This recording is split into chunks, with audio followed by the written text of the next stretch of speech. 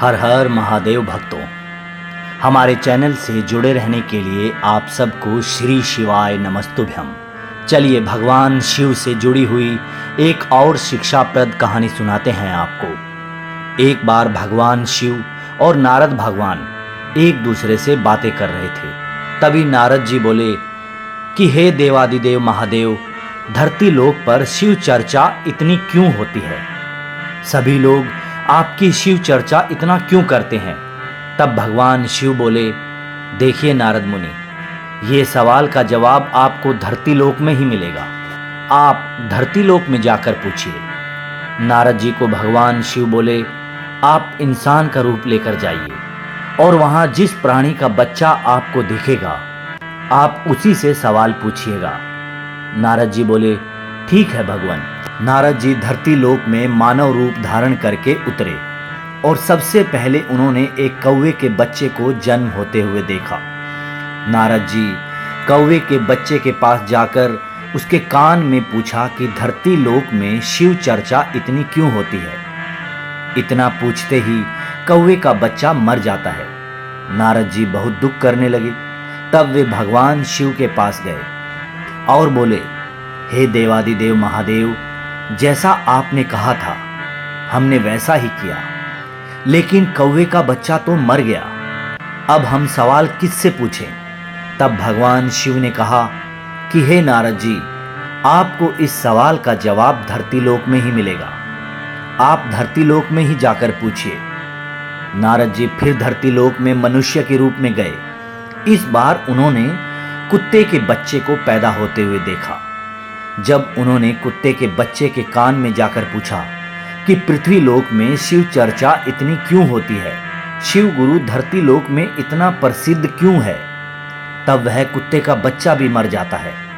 यह देखकर नारद जी बहुत निराश हो जाते हैं। वे वापस भगवान शिव के पास जाते हैं और उनसे पूछते हैं, हे देव भगवान शिव, आपने जैसा कहा था हमने वैसा ही किया, लेकिन इस बार फिर वह कुत्ता का बच्चा भी मर गया। अब हम क्या करें? तब भगवान शिव ने कहा, हे नारद, इस सवाल का जवाब आप धरती लोक में ही ढूंढिए, वहीं आपको इसका जवाब मिलेगा। नारद जी फिर एक बार बड़ी आशा के साथ धरती लोक में प्रवेश किए। इस बार उनको एक गाय का बच्चा होते हुए दिखा। जब वह गाय के बच्चे के पास जाकर उन्होंने पूछा कि शिव चर्चा इतनी क्यों होती है, तो वह गाय का बच्चा भी मर गया। नारद जी बहुत निराश हो गए और मन ही मन में विचार करने लगे कि हम जिससे भी सवाल पूछते हैं कि शिव चर्चा इतनी क्यों होती है, शिव गुरु की पूजा इतनी क्यों होती है, धरती लोक में वे सभी प्राणी मर जाते हैं। अब हम इस सवाल का जवाब भगवान देवादिदेव महादेव से ही पूछेंगे और उनसे इसका उत्तर लेकर ही रहेंगे। नारद जी एक बार फिर भगवान शिव के पास गए और उन्होंने उनसे कहा, हे देवादिदेव महादेव, अब आपको ही इस सवाल का जवाब देना पड़ेगा, क्योंकि हम पृथ्वी लोक में जिससे भी पूछते हैं वे सब मर जाते हैं। अब इस सवाल का जवाब आपको ही देना पड़ेगा महादेव। भगवान शिव एक बार फिर नारद जी से अनुरोध करते हुए बोले, हे नारद जी, आपको इस बार निराश नहीं होना पड़ेगा। आप जाकर दोबारा धरती लोक में ही इस सवाल का जवाब पूछिए, वहीं आपको जवाब भी मिलेगा। इस बार आप निराश नहीं लौटेंगे। नारद जी फिर एक बार बहुत आशा और विश्वास के साथ दोबारा धरती लोक में कदम रखते हैं।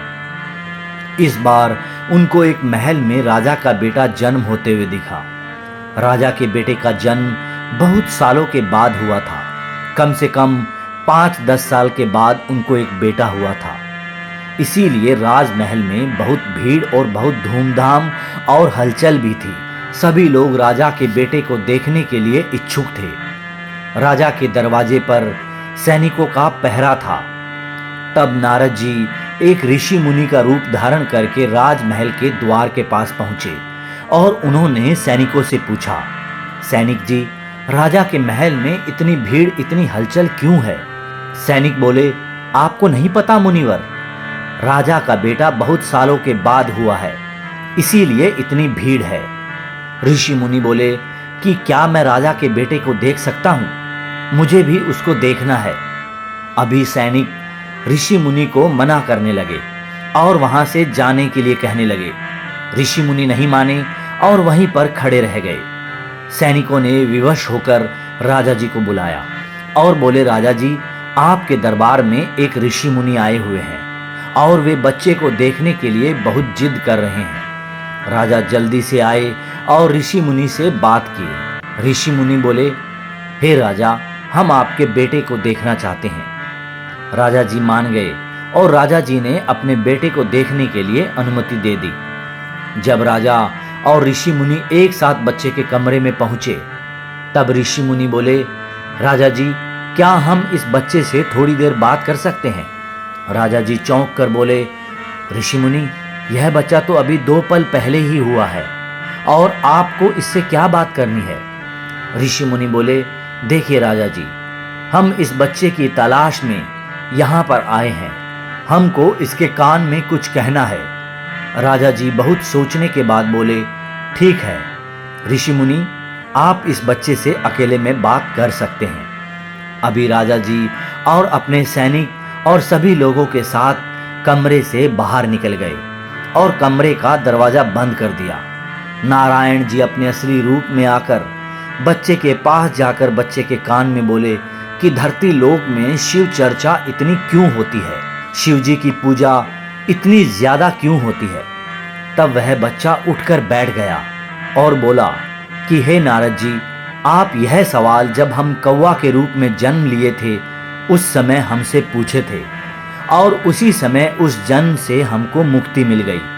जब हम कुत्ता के रूप में जन्म लिए थे उस समय आप यही सवाल पूछे थे और उस जन्म में भी हमको मुक्ति मिल गई। जब हम गाय के रूप में जन्म लिए थे, जो कि मुक्ति जन्म कहलाता है, उस जन्म में भी आपने मेरे कान में यही सवाल पूछा था और उस जन्म में भी हमको मुक्ति मिल गई थी।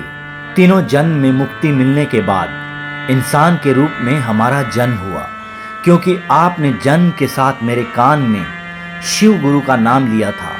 इसीलिए तीनों जन्मों में मुक्ति बहुत आसानी से मिल गई।